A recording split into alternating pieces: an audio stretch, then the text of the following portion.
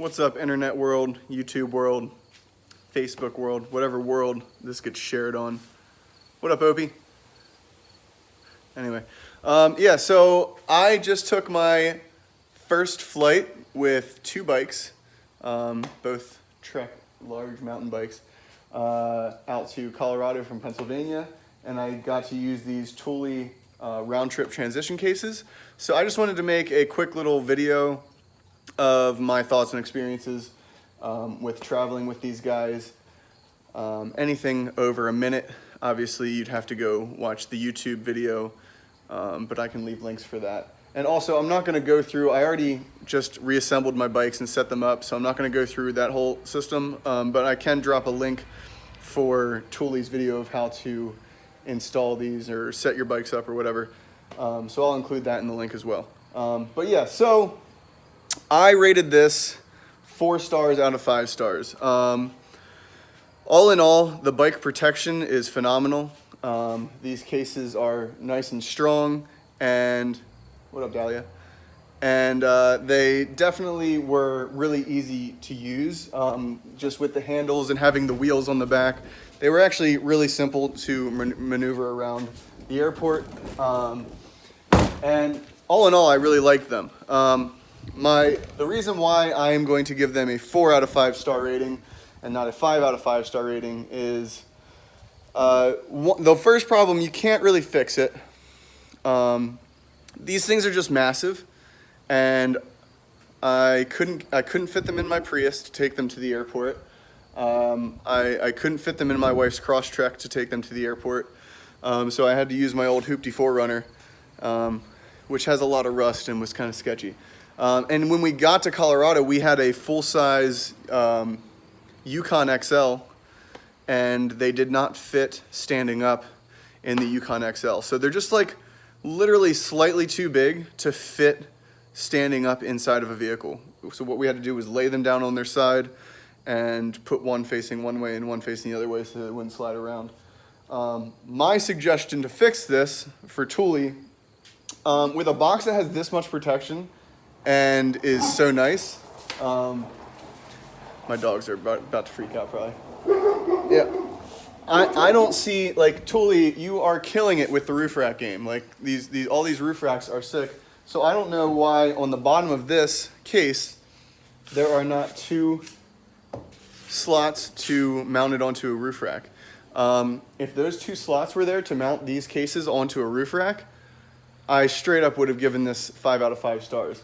Obviously, the size requirements go with the airlines, and this is probably as big as the box can be with the size requirements. However, if you see this back bend on the back of the case, if this was kept a little bit straighter down to the bottom, it would help so much, because what I was running into was because I have a large frame, full suspension, long travel mountain bike, my bike did fit in there. However, I had to remove my derailleur, and my derailleur hanger on both bikes got bent in the process of flying out there with them, because they were pressed up against the back of the case.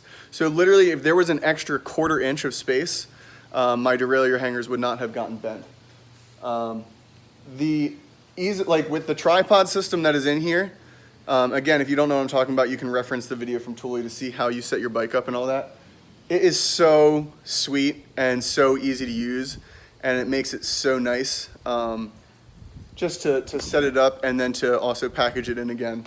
So yeah, so that is realistically, I think, all I have to say about these.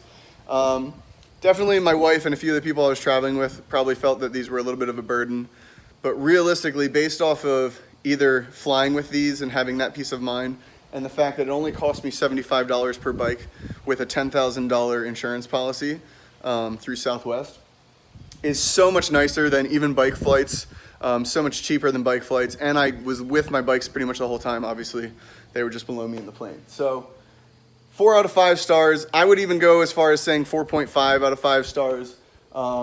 If these things were able to be mounted to a roof rack, 5 out of 5 stars. They're absolutely amazing. They're sweet. They look badass. They're like really clean. and just like, I don't know, they just look really good. I had tons of people asking me questions when I was in the airport, like, oh, what's in there? And I don't know, they look sweet. They're really easy to maneuver. The wheels on the bottom are great. The strap system is a little funky. It seems a little, I guess they're plastic straps. They could be aluminum, I think, but I guess that's probably just for weight. But yeah, all in all, 4 to 4.5 stars out of 5. And I think that if you are going to be somebody that plans on flying across the country or flying anywhere with bicycles, that this case is essential. I know I had looked at a few other cases, like the soft case version of this, which is slightly smaller, a little bit lighter. And I also looked at the douchebags